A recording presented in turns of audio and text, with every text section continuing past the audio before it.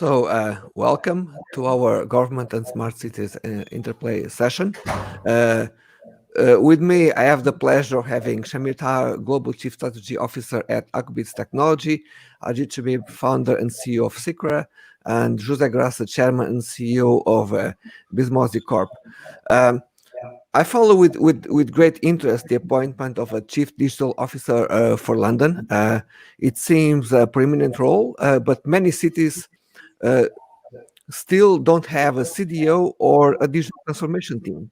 I find this quite problematic, considering that this is an important role, and this is the type of role that would be particularly important on the development of smart city initiatives. So I would like to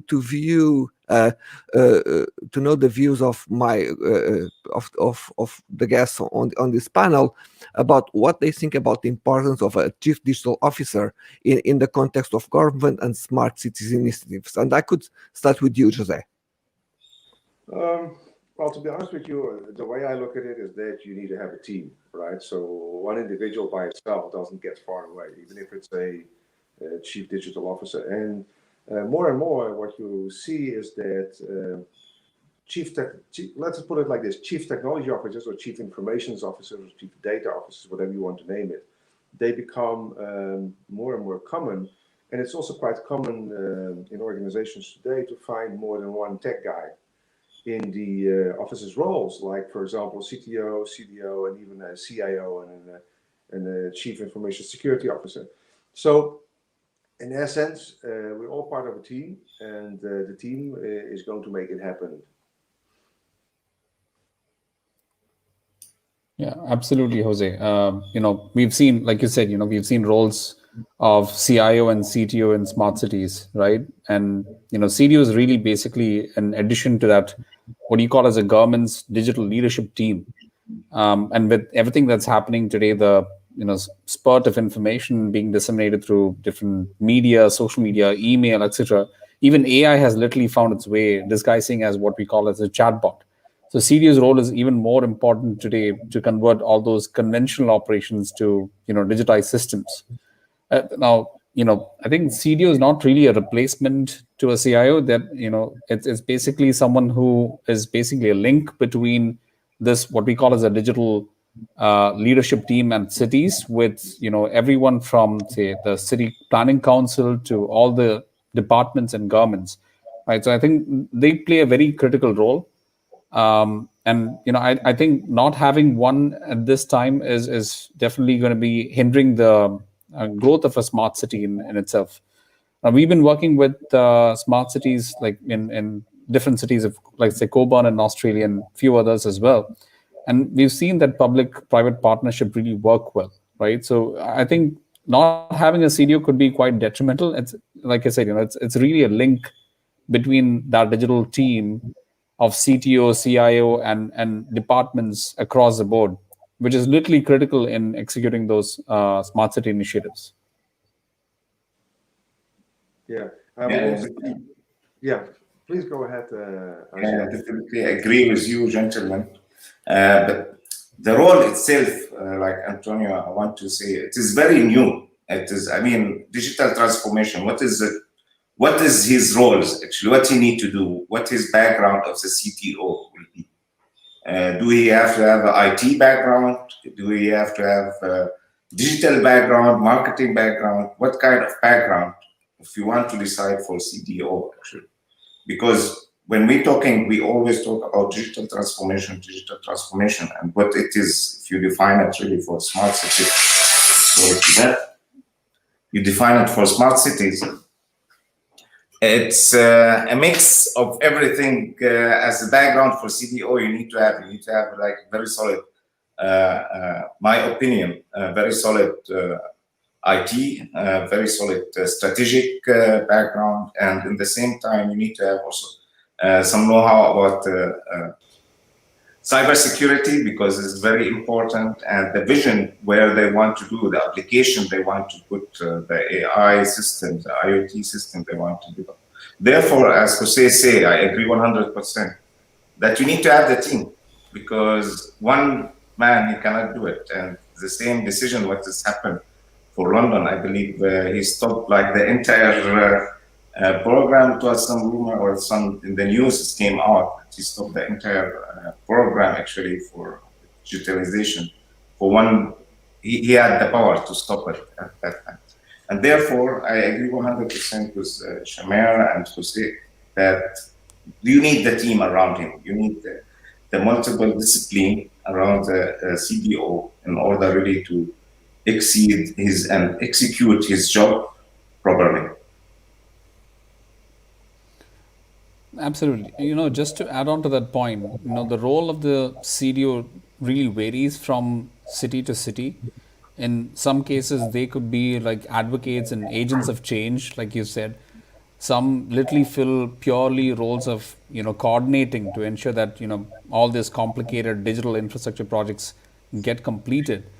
But one thing in common is that all of them literally acts as what we call as a center of gravity for city government employees who could, maybe a few thousands or just maybe connect between the private sector, the startup, communities who, basically they wouldn't know how to connect with city governments, and they are basically that center of gravity between these different ecosystem players within the space.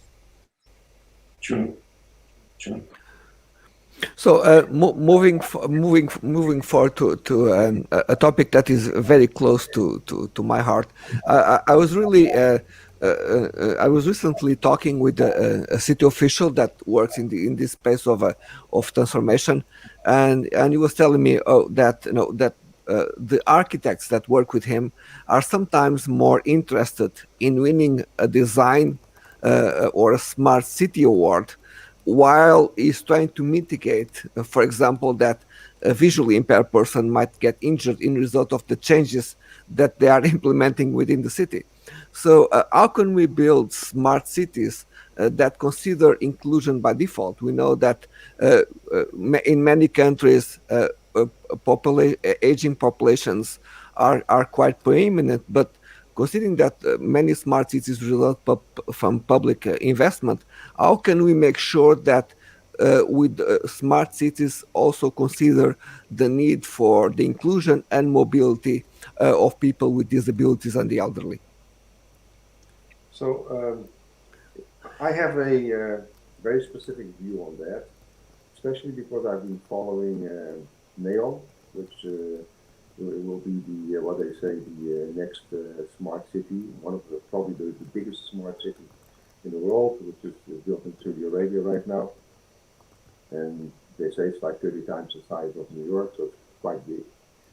The problems that I've been looking into basically go into two directions. First of all, there is no way you can build a smart city without thinking about the economy of the city itself. And I think that is very overlooked in all the projects. So if you only think about it, it's about buildings, then you're quite wrong. And look at our cities today, most of the cities that you visit, unfortunately, people are stuck like, I always say like a chicken farm. They get a block and they are put inside this block, and there's not a lot of comfort in the whole setup. And that paradigm really needs to change.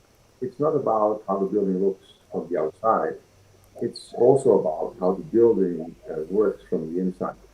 Now, I'm quite excited of what I have seen from NEO, because they pick it up in a very global, let's say, concept, including transportation and how more or less the economy will flow and the type of people they want to put into that new smart city. But in essence, I still could not understand, and that's where my worry goes always. How is it going to be in the inside? Because we have seen with COVID, and this will not be an isolated issue, that we suddenly can be stuck in our homes for like 1 or 2 years, right? And if your lifespan will be as expected in the future, like 150 years, so you can expect that at least probably like between 3 and 5 times you will be confined in your environment. And moving the remote workforce, as we have seen, into your work environment at home, the homes are really not prepared, unfortunately, to have more than one person working at the same time, because by personal experience, I see that me and my wife, we will work both at home. And what we see is that we need to have separate environments, because I could not do this, this show today with you if she would not be in the living room as an example, right? So this is the problem. I don't know what Samir thinks about it. No, I think when you talk about inclusion by default in smart cities, right? So, I think smart cities should fundamentally aim to help literally all citizens, especially those across a range of ages and physical or cognitive abilities. Now, imagine a city where a person in a wheelchair or pushing a stroller can chart, let's say, a route to the local park using curb cuts and avoiding barriers. There she will, say, wirelessly log onto a park itself and receive notifications of park events, or learn about, those trees and flowers currently. Imagine where cities, where, refrigerators can perhaps provide alerts, right, of any diminishing essentials, so that, caregivers can just adjust their grocery list before they visit their parents' home. So smart cities need to really create that vision for, daily living, where the world around us is conducive to making, life easier, and let people focus on, personal connections. Now, inclusion really needs to happen at that level, at that vision, and framework setting is something that I think would help. Early on, when you start thinking about what are the capabilities that the smart city requires, considering the challenges of the aging population, accessibility, and taking into different account different aspects like education, housing, emergency services, health, quality of life in general. So these are things that needs to be considered very early on, and I've come across various frameworks that have been implemented, right when you design the smart city, and then this is something that really needs to be thought through at a very early stage. I think one great example that I've come across is in the city of Melbourne. Now, there was an 8-month pilot project where basically visually impaired people could navigate public spaces. So, on one of the rail terminals, they use Bluetooth and free GPS smartphone application. I think it was called Blind Square or something like that. To literally create a beacon-based navigation system. So indoors, they use beacons to actually provide, especially when it's, inhibited with GPS capabilities. Indoors, they use beacons to actually give audio cues. So it even gave information to visually impaired people, like in real time, about issues. If there's an escalator outage or there's a block on the road, it would give you that information in real time. So these are things that I think is part of what I would envision as inclusion. Especially considering different categories of people that we would basically consider in our smart city. Yeah, I fully agree with you, Jamia. And the point, it is like we have two options. Like as Jose say, there's Neon. They're building everything from scratch. I mean, they have really the luxus and the option really to consider everything, the high tech, all the RAM, all the let's say flexibility to have really to implement the latest and greatest in the smart city. But what about city which is like 30 years, 40 years, 50 years, 100 years old? How they can adapt with this? There's a lot of integration and a lot of tweaking there. And as we all know, like any disruption in the city, it can cause a lot of traffic and really headache for everybody being in the back for everybody. Therefore, there's a lot of cities that are adapting to it. They have the budget. And what I see very, very important, it is, I believe that what we're building in city ABC.com, please, I encourage you all to look at it. It is amazing because we build a kind of indexing algorithm in order to rank all the city around the world about the livability, about the accessibility, how smart are the cities are really actually based on various information we have. And I believe this gives us as It will be a great platform to give us indication uh, which city doing what, how much effort. Are they only talking, we are smart and we are a smart city and only for BR, or there is actual work done really to turn it and to bring it for more user, or let's say citizens friendly cities through connectivity, through different uh, services they can offer to improve the livability in the city. Because I believe that if we go off on this direction, we end up creating better spaces that are inclusive for everyone. We will improve the quality of life within the city space, and and we will break isolation of people that sometimes are not able to leave their homes or to take a bus or a metro in order to get out of their homes, because there's still a reality today in a few cities that I've been observing in Europe, where if you are a student in a wheelchair, you somehow need to book in advance a train before you go. You can't just go to the train station and decide that you are going to travel. You need to book in advance to make sure that the infrastructure from the side of the transport company is ready to receive you when you are there. So this is still a reality today. So we hope changes in the future would somehow mitigate this problem that we are facing. And I believe this is like more maybe in third world issues, like in Europe, and all the cities really investing in the infrastructure and in really to make it like more citizens friendly. They have already the infrastructure ready. Like if you are on wheelchair, you can use the bus, the train, everywhere, moving around the city and outside of the city in the urban places very easily. But maybe where you're saying, Antonio, it is like more really in the development country, No, correct? no, no. I'm talking about Ireland. So that's the Ireland. reality. Ah, okay, Yeah. sorry. So Wow. this no, as you know, this is an area where I've been doing some work, and Yeah. and sometimes we have the idea that oh, Europe is doing some very interesting work here. In the United States or in Scandinavia, things are going really well. Sometimes the good examples come from surprising places. Not necessarily the developed countries. I think this is a space where we all need to learn with each other, and there are very interesting cases and very interesting solutions being adopted in South America, and that people wouldn't immediately relate as a country or an area that will be leading on this space. I think, to be fair, I prefer to say that every country in the world is doing interesting things, and we all need to learn with each other.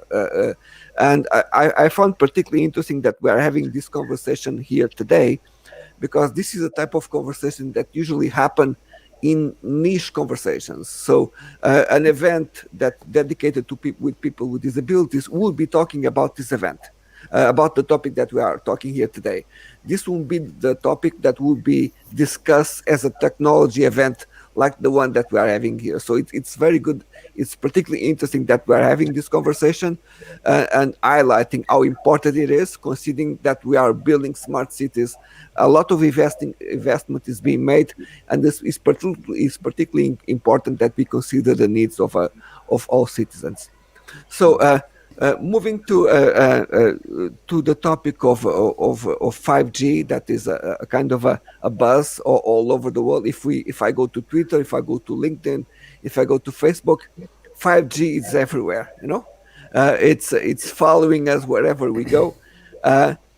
But we have seen different approaches to 5G in different countries. For example, in Portugal, the telcos are still waiting for the government to establish a framework that they can apply for licenses. In other countries, licensing is far more advanced. So, and we're also seeing this kind of a different strategies. In some places, business and cities are creating private 5G networks independent from telcos. So I would like to have your views about this type of developments. How do you see the developments and the rollout of 5G around the world? And if there's a particular example that you would like to highlight that help us to make 5G more tangible in the real world, we're able to say, oh, this is 5G. This is a very interesting and useful case of the application of 5G to improve an industry, to improve society, or even to cases where we actually start to implement self-driving cars, as an example. So in 5G, you need to understand that it's a technology which is mature in the sense that it's on the market, but it's far away from being implemented in everywhere. And the results, if it would be, are tremendous in the essence that one of the things that 5G, for example, permits is like super speed communications between smartphones, and that will enable more or less a huge amount of data collection. And then you need to think a little bit further, like fast treatment with AI and decision making on that point. So a lot of let's say products and softwares, still need to come out on the market because a lot of countries just don't have this implemented. A closed loop could help, but I don't think you get very far away because telecom today, the majority of the content that you approach, they come from everywhere, and typically they don't come from the city that you are. So if you limited that to a closed loop city, the effect is very limited. I can tell you that we at Biz Money Corp, we are more or less in that area, that we have a product which is already prepared and developed for 5G. And in essence, what we do is we are trying to bring something to the market, which is business inclusion. It has also to do with what we were talking about the whole setup of the construction, because let me put it like this.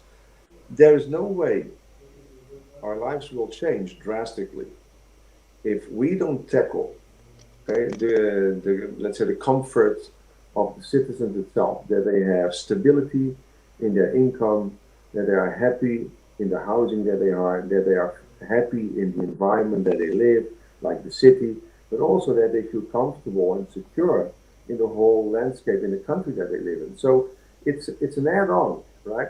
And 5G can be an improvement into a good solution to make things happen.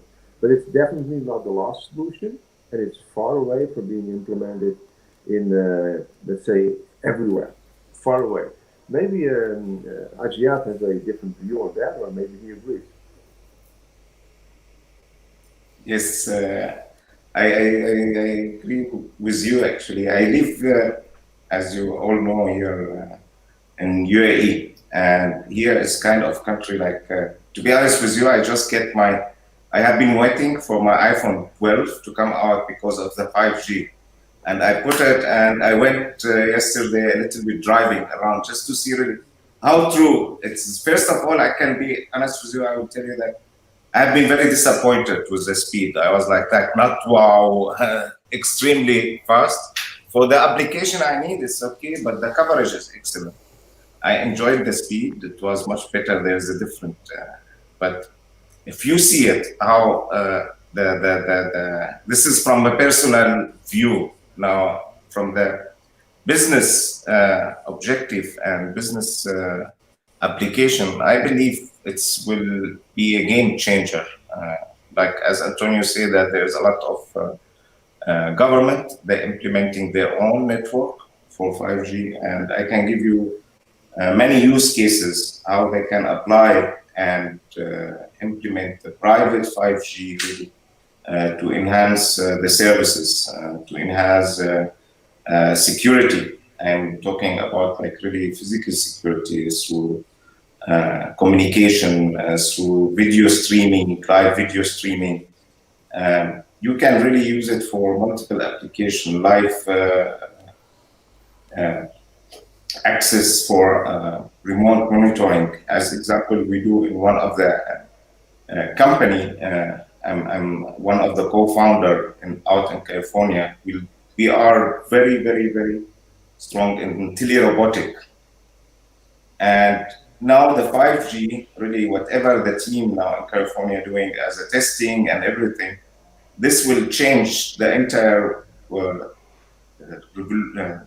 testing field we are doing, because today we can really start to operate a robot sitting in California out from Dubai with a telerobotic through a haptic suit. And this, before you couldn't do it. You couldn't really use such kind of application in our world.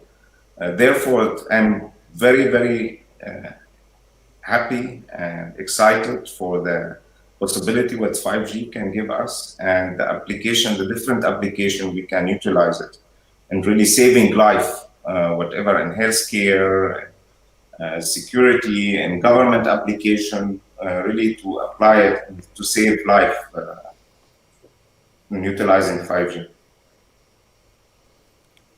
Absolutely. I think those were some amazing points, Agyat and Jose. Now, as a technology company dealing with, say, smart cities and enterprises, we at Acubits have seen a lot of interesting use cases with 5G, such as in education, healthcare, energy. But, primarily three major sectors where we're seeing a demand for this are mainly in transportation, public safety, and security, or let's say citizen services, right? Now, technologies such as computer vision find a lot of applications. In fact, I think Agyat, you kind of mentioned or touched upon that as well. In fact, we have a platform called Emotix, which basically supports smart city deployments on computer vision. Now, the limitation of bandwidth and data transfer is what we're trying to remove with 5G. Now, 5G for a consumer versus a business application is very different. A consumer may not really find the impact of it. Yes, greater speeds, but from a business perspective, it has huge impact. So, I mean, obviously, the availability of 5G at scale is what needs to come about for smart cities to actually start seeing the benefits of it. So if you think about, computer vision or, real-time analytics of video recordings at public venues, couple it with biometric software, you can identify dangerous situations and literally alert authorities when, there's a situation like a car accident or, let's say, a terrorist attack. Unlike CCTV systems today, 5G-enabled equipments can literally update over the air and, interconnect across various services. Now, they can also be, eliminating, any sort of fixed wiring. It can even extend to mobile form factors like drones and robots. Like you mentioned, I think those are great applications. Verizon, for instance, I think is a great example. They did something, not sure which year, it was Sacramento in California, where they deployed a traffic management system using IoT sensors literally deployed in pavements and on streetlights, to give better information to authorities on traffic flow. Now, they said that they could literally reduce, say, the cars, idle time by 44% and reduce CO2 emissions. Now, they signed a deal with 5G allowing for free infrastructure use for 10 years and literally fast-track the permits for 5G to ensure a fast and more effective network rollout. In return, they agreed to provide little free Wi-Fi in selected areas of the cities. So I think this is just a start. Later we should be able to see, like you said, like Antonio mentioned, fully autonomous cars and better communication services across the city.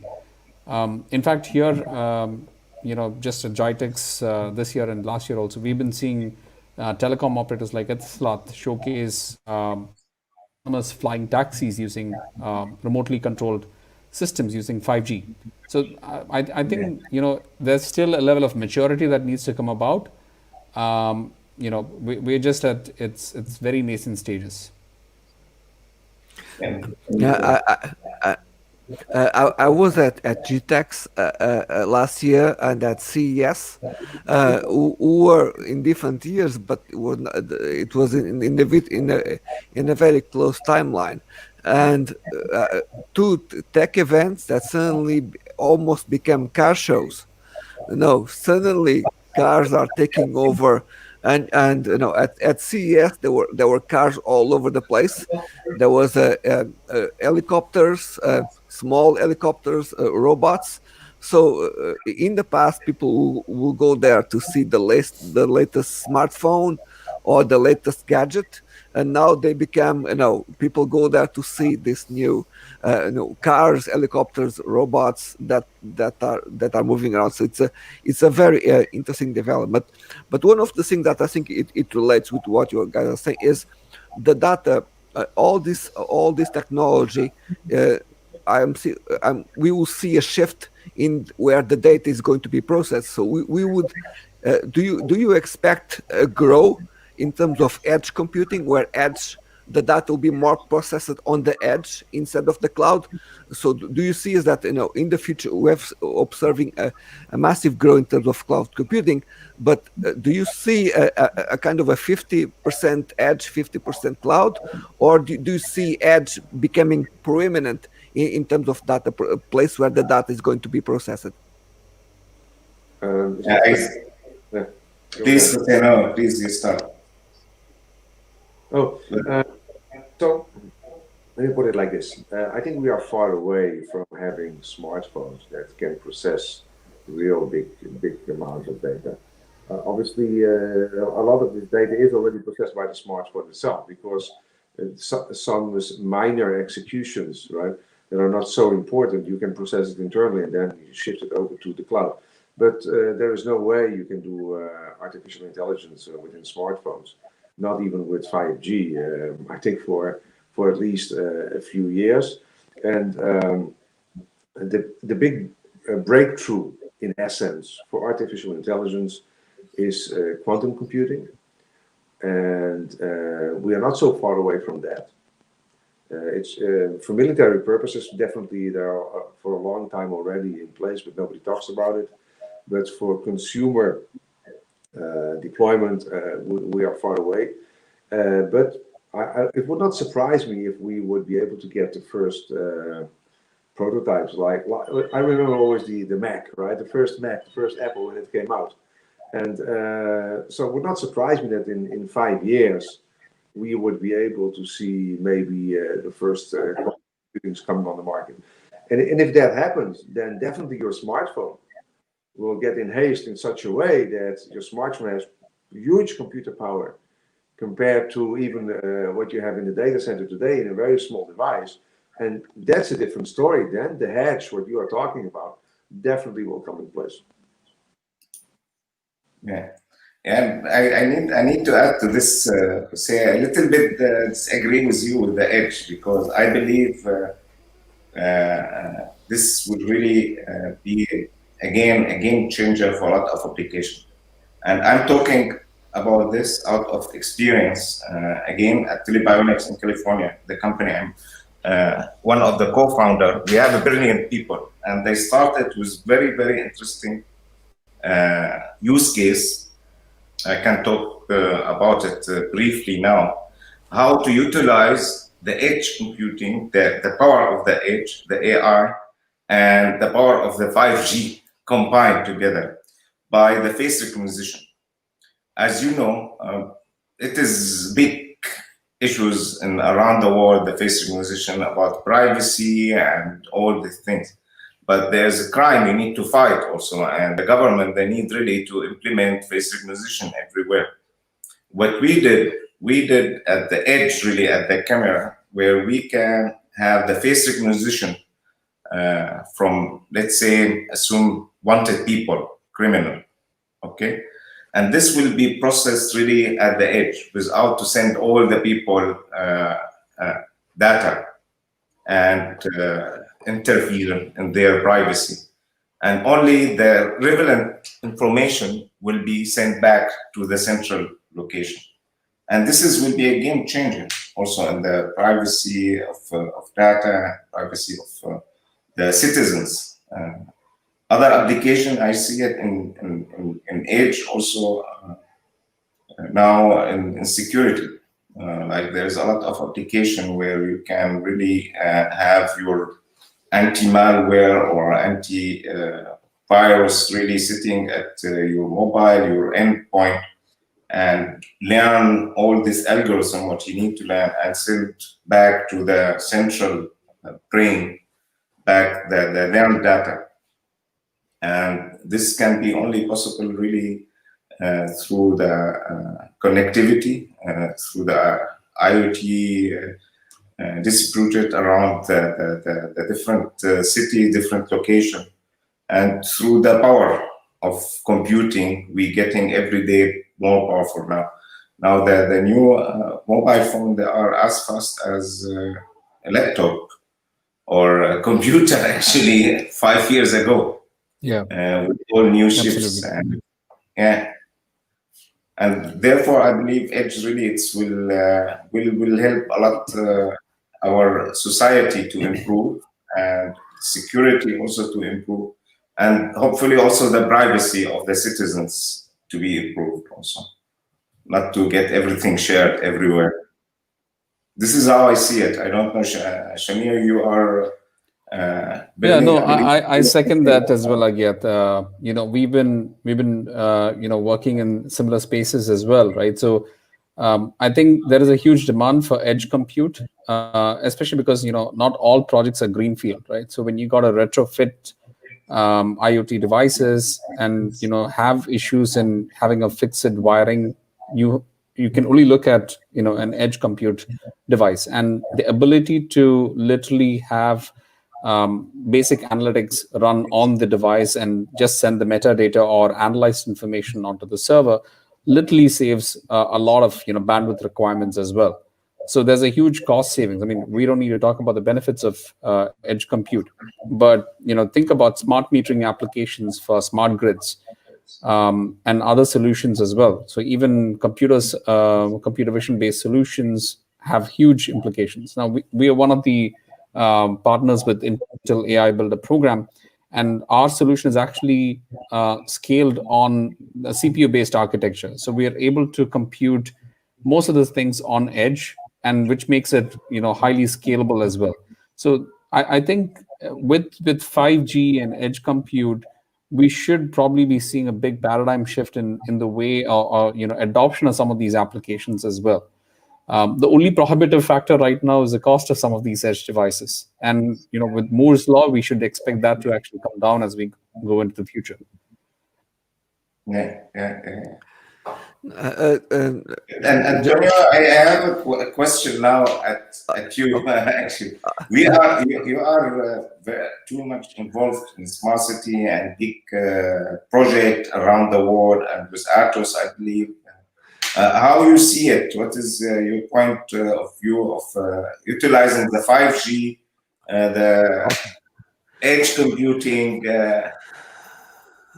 No, just about a year, yeah, more. I think more or less a year ago, our previous CEO, Thierry Breton, that has now a role within the European Commission, he did a presentation at Vivatech in Paris, where he was predicting that the growth of edge, that edge will be the place where most of the data processing would end up taking place within the future. No, to some of the points that you have talked about the security and privacy, and the fact that there's enough computer power on the edge machines to process a lot of data.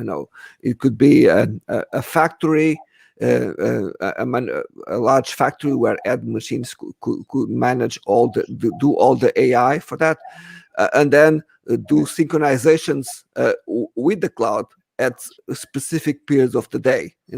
So they don't need to be permanently connected to the internet or to the cloud, but they could connect in cycles, and that also has the potential to improve the security of certain infrastructures, because they are not always connected and that would improve on that side. It will end up supporting the improvement also at the level of cybersecurity. And we were previously talking about 5G, and that's where I see some very interesting developments in the space of manufacturing between edge and 5G in the factory, in the shop floor, enabling robots in the factory to move. So I see some very interesting developments in that space. I see some car manufacturers moving into that direction. And doing a lot of tests in that space.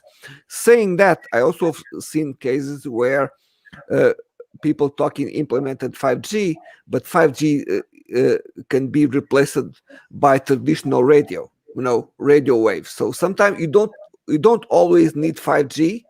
There are some old technologies that can still be used that don't require all that type of investment. So I think when we talk about 5G, it's also important to look to other types of networks and wireless signals that are available, that are very known for years, and how we can somehow create a hybrid model to say, okay, in this situation here, we don't need 5G, we can use radio signals just in specific situations. So I think that's why I started this conversation with the fact that we're talking about having a CIO or chief digital officer. It's particularly important for cities to have the capacity to have technologists, to have a team that is able to make this type of judgments and not just to buy onto the trend of like Exactly. 5G.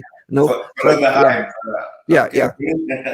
To really look at the application, what I need, what is the real need for the application, the use case I'm using, and do I implement 5G, edge, or I will go for the radio frequency? Yeah. I think fulfill my requirement. I think that critical mass is particularly important. It's almost like that every city needs to be digital savvy, need to have that team that has that ability to make the judgments. Exactly, I fully agree with you. I would even dare to say, not only your city, also your house. True. And when we started the conversation on this topic, Jose was talking about quantum computing, and we at Atos released just a few days ago what we call a Q score. Is a benchmark independent from all the vendors, where they can benchmark quantum computing, because what we see now, everyone is measuring quantum computing in a different way. So this would allow everyone, all the vendors, to use the same benchmark and then compare the performance of their machines in an independent way. So I think this will be, because we've seen all the organization, we achieve quantum supremacy here, and then tomorrow someone else would say the same. It will be interesting to benchmark everyone under the same standards to see who is actually providing the best. Because sometimes what you might see as supremacy, it doesn't mean that speed or what you have achieved is actually useful. You achieve a level of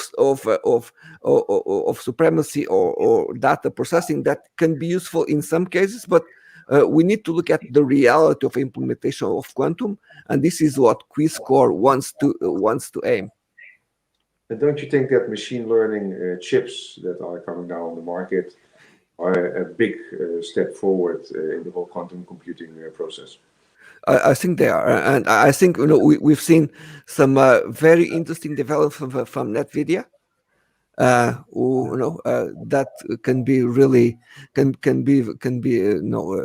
very, very, very, very interesting. So, but there's another element that then I would like to jump into our last to another topic, that is cybersecurity. Is we're talking about quantum computing, but I think it's something that's maybe 4 or 5 years, but it's important that we start looking also at protecting ourselves in terms of the threats that can come from quantum computing in terms of cybersecurity.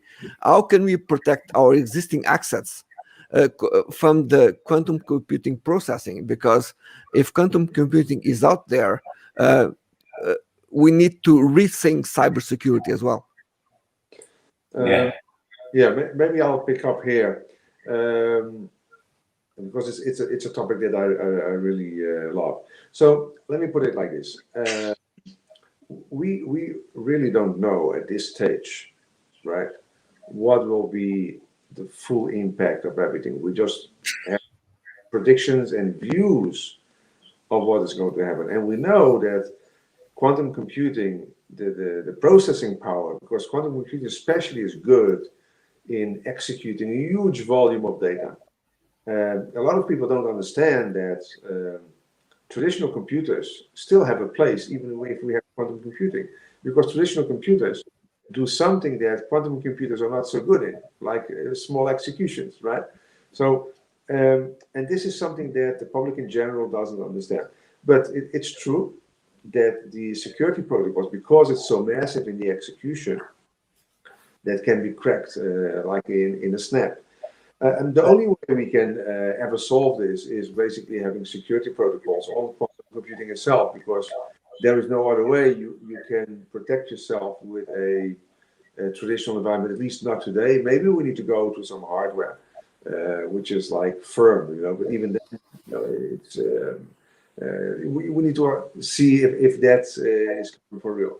I give you a small example of what I'm concerned about. It's about the human brain. Okay, the human brain is made in a different way and is not so good. We memorize a lot of stuff, but in essence, what we are very good in is creating solutions. Okay, our soft skills, we were made for create solutions and for taking risks, right? We were not made for memorizing a lot of stuff. We do it because that's how we are taught to do. But definitely in the future, what will happen, and future I'm saying in the next 5-10 years, what we will see is that machines gradually are going to take over, more or less. They are going to do the hard, what I call the hardcore execution, and also put you in a position that you are not going to memorize anything anymore, because there's no way you can have that processing power that a computer has. So what you need to understand is, and that's what we with BizMoney are doing, we are trying to create a new generation of entrepreneurs that instead of being executioners and needing to have a lot of knowledge in all the areas, they need to understand how it works, and they need to make the adequate decisions. So what we say is that the micro business owner of the future will be somebody that makes decisions like the Fortune 500 CEO. And that's how things are going to jump. And that's how quantum computing also is going to have a big role. But maybe Shamir could say something about that. Thank you. I think that was very interesting. So, cybersecurity and how do you cyber secure smart cities? I think this is a very hot topic. Everyone's concerned about cybersecurity, especially because, if you think about smart cities, literally a threat could enter a smart city infrastructure at any compromise point, right? So the risk can grow from one system onto the next. And one seemingly innocuous connected device, when hacked and injected with a malware, could potentially open up an array of other devices to penetrate into, causing a cascade of damage. Now, so that's one big concern. Everyone's connected today. Now, there's an entity called NIST, the National Institute of Science and Technology. They recently established an IoT-enabled smart cities framework to address issues related to cybersecurity, data integration, and data sharing, for instance. But until we have some global standards, a common global standard framework, we need to kind of basically follow some best practices in cybersecurity. So there are 5 that I kind of always talk about. One is about identity, like literally protecting individual identities. So we're talking about identity management, across connected systems. Now, each connected piece of infrastructure may have different rules of standards for providing access, some weaker than the other. By basically creating a way to sync the credentialing, we can eliminate those weak points. So cities can help protect their citizens' identity information. Now, blockchain is a brilliant use case here. So blockchain-based identity management is a great use case in this scenario. The second one would be to literally secure the information at the source. Each connected device generating data the moment it's plugged in and every second thereafter, right? So before a system goes live, the smart city managers, as I call it, must have an understanding of how much data is it going to be generating, how will that be collected, and how is it going to be used. So that way we can have more secure and appropriate encryption being implemented at the outset. The third one would be to create something like, on a need to know basis. So information literally should be on a need to know basis. Very few people in any organization need to know everything in a given system. So protocols and options for accessing can create those boundaries while still providing that openness and functionality, right? So the way we can ensure complete accountability, identity, in who has access to that information, we can ensure that it's that they are authorized, and we can govern that access as well. The fourth one is about creating some level of policies. So we can call it like smart policies. So very often with IoT, the focus is literally on benefits, right? So no one really pays attention to the risks involved in using IoT devices. Now, creating a policy around IoT data privacy and data use can basically help prevent that misuse and guide employees or users in general towards cybersecurity. And the last one, the fifth one, is about implementing an appropriate or even some sort of hefty deterrence.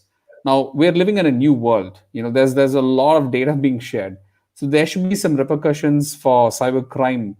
That are limited and very well defined. So, like today, if you look at sanctions, fines, prison sentences, all of these need to be updated to reflect the consequences of rule breakers in this new world. So I think these are the 5 best practices that I would think about. Yeah, let me just answer Antonio for the question and go back about what Shamir said about the 5 practices and Jose what his point of view. To answer your question, Antonio, how we can secure, Shamir, he put some input, but I can tell you after 20 plus years of experience in cybersecurity, you cannot secure it 100%. There's no way to secure it. There's always, you will try your best. You will put all the policy or procedures, you will follow the best practice and NIST and you name it. But at the end, there will be always, you will do the patching, there will be always one vulnerability, 0 days where it will compromise your network. It will be always a human error, which will compromise your network through social engineering. Therefore, the awareness is one of the most important part in cybersecurity, because at the end, your human are the human, or the human factor is the weakest chain in the cybersecurity. You can implement the best technology, you have the best sensor at the end, small, nice email coming in, your employee click on it, and boom, you are already compromised the whole network. Therefore, to answer your question, we cannot have it optimized 100%. There's always risk. It's I see it really and feel it and live it since 20 plus years. It's cat and mouse chase, always. Right. Like you try to run, there's always. But we try our best, right, Agyat? Exactly. We try our best. You try your best. You can sleep if you do your best. You can sleep better. But definitely one day will come a sleepless night. You never know. To tell you something also, it's like a little bit private. I have nothing at home, at my home, nothing smart, nothing, zero smart home. The only smart things I have, it's my phone. Because I know exactly if I want to implement all these systems and all this stuff, either I need to do it myself and to make sure that I'm patching all the IoT, which is impossible to do actually. I'm doing all the rules and everything to secure it myself. And I know I don't have the time to do it. Therefore, I say, okay, which is not connected to the internet, it's more secure. I will keep it. No, yeah, true. And sometimes, no, if you buy a device, you don't really know the life cycle of the updates that device is going to Exactly. receive. You know? The weakest, we are expecting, there's a study I read about from IDC, there will be over than 45 billion to 50 billion IoT devices connected to the network in the next couple of years. Can you imagine this kind of attack surface we will have with implementing AI, compromising this big numbers? What you can do, it is the power of bot that you can really bring down everything with it. Because again, unfortunately, in a lot of enterprises and a lot of smart cities, they just implement the devices and they forgot that they have it. They don't have even proper inventory, that there's a camera there or there's IoT device there. They don't have really, and they are outdated, compromised, and you never know what's happened there. Who's playing in your background? Therefore, again, to summarize, to answer your question, we can only try our best to maximize the security, actually. Or what you think, Jose or Shamia? I believe you cannot, I mean, it's impossible to make it secure 100% more, correct? Yeah, I mean, you could achieve a level of security, but always someone's going to figure out that one loophole, right? One backdoor. I mean, which is why you always need to. Yeah. Look, you're testing something in the firmware. You found 0 days. Nobody know about it. It's the whole network is compromised. True. Yeah. I also think that a lot of people don't know that the way quantum computer works, that it's not 100% the outcome, right? There is also always a small tiny percentage that computer may have a wrong outcome. It's based on almost on consensus of close to 100%, but it's not possible to have a quantum computer working with 100% outcome secure. So we are working basically accepting that the trial error is very tiny, acceptable percentage. Yeah. I fully agree. I think that there's something that is particularly important, and go to one of the points that already been answered, is about educating people, making them aware of what they need to do, and in organizations, I think it's particularly important to the education and establish ways that people are also not scared. Because if you scare people about cybersecurity, people will be sometimes afraid of even working or doing certain tasks. So I think it's particularly important to have a permanent element of educating employees, highlighting changes. It's almost like you need to keep an ongoing feed about training and cyber awareness to whatever organization you are in. True, the awareness is the key, actually. It is the R and O in every organization, because your employees, you don't know how to deal, how to really find out the phishing email, which is tricking him to click on the wrong URL. You cannot blame him. If you didn't give him the right education and the right awareness, you cannot blame him for this.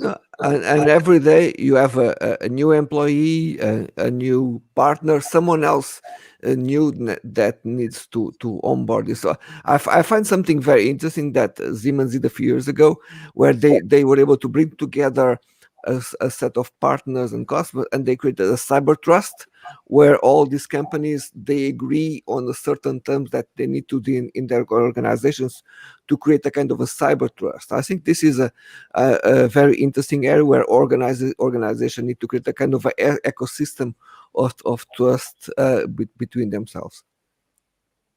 That is in essence the only way you can secure 100%, because it has been proven more than once that if we look at the hardware today, these connections, we can protect it quite well with a lot of firewalls, etc., etc. So it's very hard to penetrate within, let's say, from the back door. But it's quite easy to penetrate from the front end still today if you don't have the right protocols. And definitely the biggest risk comes from inside, in the organization itself. I think it's like more than 90% of the security breaches always come from the company itself, from the inside. So that says a lot. Yeah, sure. So I think we are at the end of our event. I think it was a very interesting discussion, and thank you, Shamir, Jose, and Rashid. And I hope you were out there watching us, were able to take something from our conversation. And if you want to reach us out on the social media channels, please feel free to do it. So it was, for me, it was a great pleasure to be here with my with in this panel, and look forward to further conversations. Thank you Thank very you, much. Antonio. Thank you, Thank you. Riyad and Jose. Thank you, Brian. Thank you.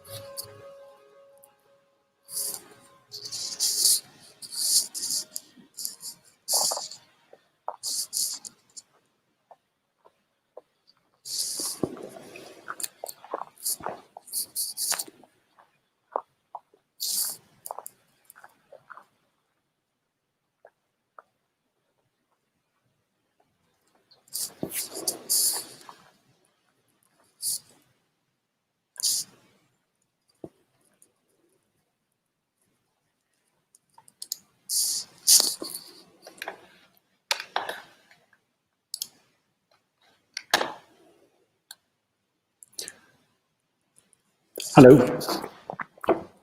That was a very, very interesting film that we produced.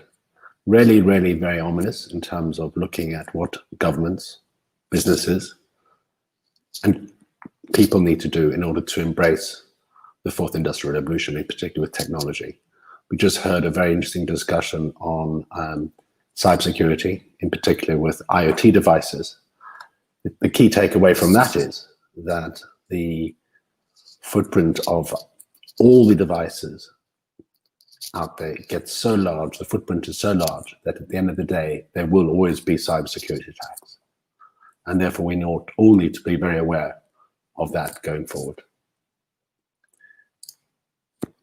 In terms of the contribution of Antonio Santos, who works at Atos, Shamir Thala at Global, who works at Accubits and Agia, and Jose Garcia, who's chairman of Bismos Bismoni Corp, sorry. Essentially, at the end of the day, they see the future. They see the real hardcore opportunities, but also the threats. And that's really, very important for us to take on board. I mean, very, very valuable insights. Now, coming up next in the next 7 minutes will be another panel session, which will be chaired by the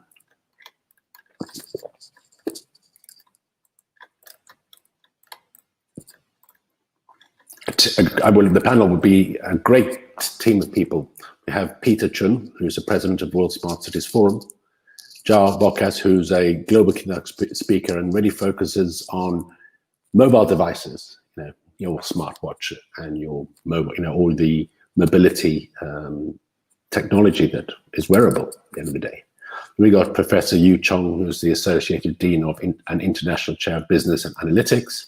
And of course, we've got Linda Gertz, who's co-founder of EPV DPM Data Corp, who was a former president and CEO of Blockchain Chamber of Commerce, and also an emerging tech thought leader. And for some of you who don't know Linda, she's a very, very good golfer. So if you ever have a chance to meet her this post-COVID, you need to take your golf clubs, because I think she'll teach you a few things or two. At the end of the smart cities, government, identity, healthcare, wellness, AI, privacy, data protection, and cybersecurity are very, very, very important things to consider.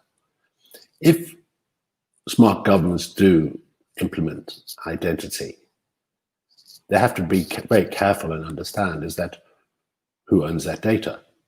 Who owns your healthcare data, your wellness? And it's very, very important. Obviously, we've talked about cybersecurity, but at the end of the day, it's your data. So self-sovereignty is very, very, very important. Self-sovereignty of data is who owns the data. Very, very interesting developments today. There were, I think, a couple of cases in the US against from, I think it was Facebook, and who basically own WhatsApp, etc. It's basically antitrust.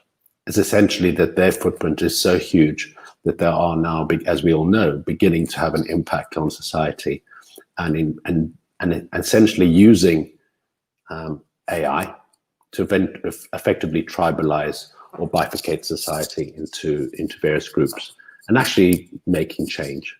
But making change for good or making change for bad, this is a big ethical question. So as we move towards smart cities and smart governments, we really need to understand there's an incredible amount of power that will be handed to, in the case of Facebook, as we've seen, a large amount of data, and that data is used, and we are the commodity, because we don't pay to use Facebook, we don't pay to use WhatsApp, so therefore we are being monetized by them. We want to actually change that. We want to actually turn it around, turn it around so that we own our own data and can monetize our data, which is very, very important, so that we aren't the commodity, that we are in control of our data. And so the panel coming up will probably discuss a significant amount of this in terms of data protection. And of course, cybersecurity, because if we're owning our own data, cybersecurity is paramount. At the end of the day, when you talk about healthcare, it's very much personal information. So cybersecurity is really, really, really important. So Peter will talk a little bit about his World Smart Cities Forum initiative. And Peter has developed a very, very interesting platform working out of New York, and he was locked down in New York, but most of his focus is on Asia, particularly out of Vietnam. And then you've got Professor Yu Chong, who's the Associate Dean and Chair of Business Analytics at Surrey University. Incredibly bright man. He's been working with the British government for many years, advising them on various strategies, in particular to do with obviously technology and the digitization of societies. And then of course Linda, who really is an advocate of really the ownership of data, the data that should be owned by the individual and not be used, and of course utilization of all the devices that we have and the data that we have in those devices is really, really empowering the individual in terms of their interaction with society. So we've got about a couple of minutes to go. Following on from the next panel session, we look forward to the future governments and cities, what roads to smart, sustainable, accessible and inclusive societies. We'll be joined by a great panel of people. We've got Deborah Rowe, who will be the CEO, who's the CEO and founder of the RU Global Impact, Human Potential and Work. She's a talk show host and co-host. She obviously will do a much better job than I am. Then we've got Maya Zuckerman, who's the Chief Operations Officer of Lumen. She's based out in San Francisco, and she has really been working on lots of initiatives to do with sustainability and circular economy and mobility in particular, actually advising the agencies with United Nations going forward. And then we have Marco Robinson, who's the founder of Naked Technologies, and he's an amazing man. He's looking at sustainability, particularly to do with empowering the forgotten people in society in terms of uplifting and bringing them into the economic system. Then we got Uriel Alvarado, who's co-founder and CEO of a Grupo Bienhora and Bienfest. So looks like an exciting afternoon. 2 more sessions to go. We now have the next panel coming up in one minute: Smart Cities, Smart Governments.